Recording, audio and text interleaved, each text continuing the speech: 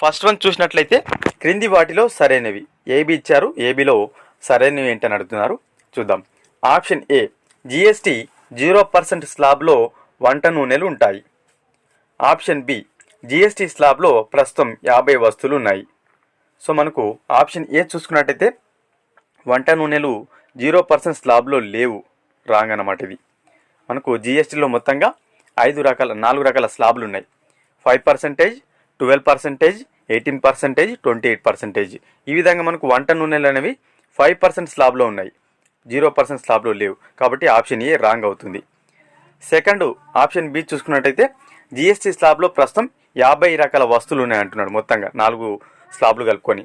సరైనది ఇది, option B right. So మనకు సరైనవి అడిగాడు కాబట్టి ఆప్షన్ బి రైట్ అని ఏ ఆప్షన్లో ఉంది? సెకండ్ ఆప్షన్లో ఉంది. ఏ ఆప్షన్లో ఉంది? సెకండ్ ఆప్షన్లో ఉంది. చూడొచ్చు మీరు ఇక్కడ. ఆప్షన్ బి అనేది రైట్ ఎక్కడ ఉంది? సెకండ్ ఆప్షన్ ఉంది. కాబట్టి option 2 right answer. TSPC present ఎగ్జామ్స్లో చాలా రకాల క్వశ్చన్స్ అయితే ఈ విధంగా అడుగుతున్నారు. కాబట్టి ఎగ్జామ్ వరకు ఇటువంటి క్వశ్చన్స్ ఎక్కువగా ప్రాక్టీస్ చేయండి. ఎగ్జామ్ వరకు మనకు చాలా ప్రాక్టీస్ అయ్యి ఈజీగా అటెండ్ చేయడానికి ఉంటుందన్నమాట. నెక్స్ట్ వన్, జాన్ మత్తయి కమిటీ దేనికి సంబంధించింది? సో జాన్ మత్తయి కమిటీ దేనికి సంబంధించిన అడుగుతున్నారు. ఆప్షన్ 1 ప్రత్యక్ష పన్నుల పరిశీలన. ఆప్షన్ 2 పన్నుల విధానాల ఆధునీకరణ. ఆప్షన్ 3 కస్టమ్ డ్యూటీ సూచనలు ఇవ్వడానికి. ఆప్షన్ 4 కార్పొరేషన్ పన్నులను సూచనలు చేయడానికి.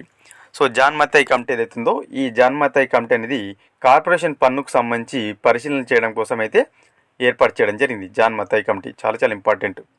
మనకు పన్నులకు సంబంధించి చాలా కమిటీస్ ఉంటాయి. ఒక 10-15 కమిటీలు అయితే పన్నులకు సంబంధించి వేయడం జరుగుతుంది మన భారతదేశంలో. అందులో జాన్ మత్తయి కమిటీ చాలా ఇంపార్టెంట్. కార్పొరేషన్ పన్నులకు సంబంధించి సూచనలు ఇవ్వడం కోసం ఈ జాన్ మత్తయి కమిటీని అయితే ఏర్పాటు చేయడం జరిగింది. Option 4 right answer. ఓకేనా. నెక్స్ట్ వన్, 15వ ఆర్థిక సంఘం ప్రకారం రాష్ట్రాలకు పంచిన పన్నుల వాటా శాతం ఎంత? సో 15వ ఆర్థిక సంఘం ఏదైతుందో దీని ప్రకారం రాష్ట్రాలకు పన్నులను పంచడం జరిగింది. సో ఎంత వాటా శాతంగా పంచారని అడుగుతున్నారు మొత్తంగా అన్ని రాష్ట్రాలు కలుపుకొని.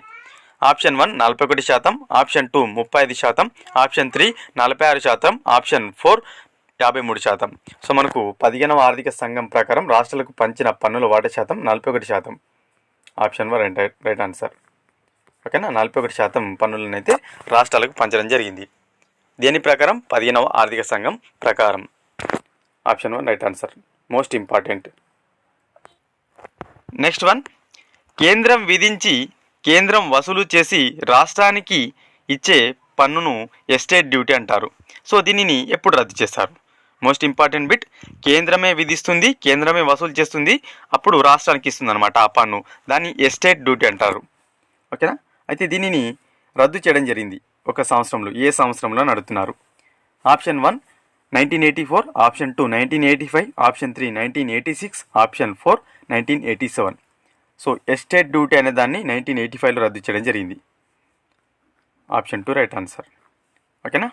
కేంద్రమే విధించి కేంద్రమే వసూలు చేసి రాష్ట్రానికి ఇచ్చే పన్నును ఎస్టేట్ డ్యూటీ అంటారు. దీనిని 1985లో రద్దు చేశారు. నెక్స్ట్ వన్, విజయ్ కేల్కర్ కమిటీకి సంబంధించి సరికానిది. సో విజయ్ కేల్కర్ కమిటీ ఏదైతుందో ఆ కమిటీకి సంబంధించి కింద ఇచ్చిన వాటిలో ఏవి సరికావని అడుగుతున్నారు. ఆప్షన్ ఏ కార్పొరేషన్ పన్ను రేటును 30%కి తగ్గించడం.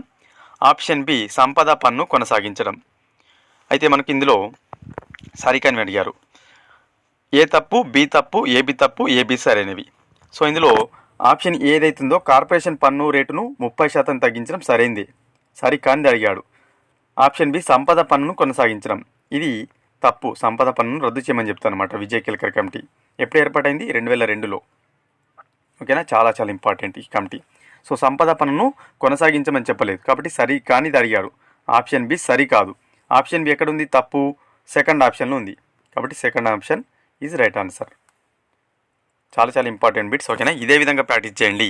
ఎగ్జామ్లో ఈ పాయింట్ ఆఫ్ వ్యూలోనే క్వశ్చన్స్ అడుగుతున్నారు. నెక్స్ట్ వన్, ఏ కమిటీ సిఫారసుల మేరకు సేవా పన్నును ప్రవేశపెట్టారు? ఈ బిట్ కూడా చాలా ఇంపార్టెంట్, ప్రీవియస్గా అడిగారు. ఏ కమిటీ సిఫారసుల మేరకు సేవా పన్నును ప్రవేశపెట్టారు? Option A Mahavir Tyagi committee, option B Bhoothalingam committee, option 3 Raja Chelliah committee, option 4 ND Tiwari committee. So మనకు రాజా చెల్లయ్య కమిటీ ఏదైతుందో ఈ రాజా చెల్లయ్య కమిటీ సిఫారసుల మేరకే మనకు సేవా పన్నును ప్రవేశపెట్టడం జరిగింది. ఓకేనా, రాజా చెల్లయ్య కమిటీ సిఫారసుల మేరకు సేవా పన్నును ప్రవేశపెట్టారు. Option 3 right answer, most important. Next one, జిఎస్టిని మొదటగా ఆమోదించిన రాష్ట్రం. జిఎస్టిని మొదటగా ఆమోదించిన రాష్ట్రం ఏదని అడుగుతున్నారు. Option 1 Gujarat, option 2 Uttar Pradesh, option 3 Assam, option 4 Maharashtra. జిఎస్టిని మొదటగా ఆమోదించిన రాష్ట్రం అస్సాం. Option 3 right answer. ఓకేనా. నెక్స్ట్ వన్, జిఎస్టిని మొదటగా ప్రవేశపెట్టిన దేశం. జిఎస్టిని మొదటగా ఏ దేశం ప్రవేశపెట్టింది అని అడుగుతున్నారు. చాలా చాలా ఇంపార్టెంట్ బిట్ ఇది. Option 1 America, option 2 France, option 3 Russia, option 4 Japan. మనకు జిఎస్టిని మొదటగా ప్రవేశపెట్టిన దేశం ఫ్రాన్స్ 1954. చాలా చాలా చాలా ఇంపార్టెంట్. 1954 నుంచి ఫ్రాన్స్ అయితే జిఎస్టిని ప్రవేశపెట్టడం జరిగింది, అమలు చేస్తుంది. జిఎస్టిని మొదటగా ప్రవేశపెట్టిన దేశం ఫ్రాన్స్. మన దేశంలో రాష్ట్రం అస్సాం అని గుర్తుపెట్టుకోండి. జిఎస్టిని అమలు చేసిన రాష్ట్రం అస్సాం. ఓకేనా. నెక్స్ట్ వన్, జిఎస్టి వలన ఆదాయం కోల్పోయే రాష్ట్రాలకు కేంద్రం ఎన్ని సంవత్సరాల పాటు నష్టపరిహారం ఇచ్చింది. సో జిఎస్టి తీయడం వల్ల కొన్ని రాష్ట్రాలు ఆదాయం అయితే కోల్పోయాయి అన్నమాట. సో ఆ విధంగా ఆదాయం కోల్పోయే రాష్ట్రాలకు మనకు నష్టపరిహారం అనేది ఇచ్చింది కేంద్రం. ఎన్ని సంవత్సరాల పాటు అని అడుగుతున్నారు. చాలా ఇంపార్టెంట్ బిట్ అనమాట. ఆప్షన్ 1 3 సంవత్సరాలు, ఆప్షన్ 2 4 సంవత్సరాలు, ఆప్షన్ 3 5 సంవత్సరాలు, ఆప్షన్ 4 6 సంవత్సరాలు. జిఎస్టి వలన ఆదాయం కోల్పోయే రాష్ట్రాలకు కేంద్రం 5 సంవత్సరాల పాటు నష్టపరిహారం అయితే ఇచ్చింది. Option 3 right answer. ఓకేనా, 5 సంవత్సరాల పాటు నష్టపరిహారాన్ని అయితే కేంద్రం ఇవ్వడం జరిగింది జిఎస్టి వలన ఆదాయం కోల్పోయే రాష్ట్రాలకు. Option 3 right answer. Next one, computers, mobiles వంటివి జిఎస్టీలోని ఏ స్లాబ్లో ఉన్నాయి. నేను ఇప్పుడే చెప్పాను కదా ప్రీవియస్గా బిట్లో. జిఎస్టీలో మనకు 4 రకాల స్లాబ్ ఉన్నాయి. 5%, 12%, 18%, 28%. సో ఈ విధంగా మనకు కంప్యూటర్స్, మొబైల్స్ ఏవైతే ఉన్నాయో ఇవి జిఎస్టీలోని ఏ స్లాబ్లో ఉన్నాయని అడుగుతున్నారు. సో 18% స్లాబ్లో అయితే ఈ కంప్యూటర్స్, మొబైల్స్ వంటివి అయితే ఉన్నాయి. జిఎస్టీలోని 18% స్లాబ్లో కంప్యూటర్స్, మొబైల్స్ వంటివి అయితే ఉండడం జరుగుతుంది. Option 3 right answer. ఇవి ఫ్రెండ్స్ ఈ వీడియోలో భాగంగా ఇంపార్టెంట్ బిట్స్.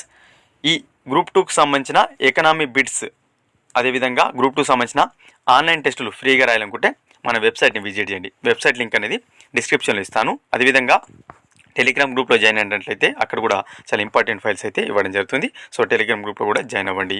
మరొక ఇంపార్టెంట్ వీడియోతో మీ ముందుంటాను ఫ్రెండ్స్.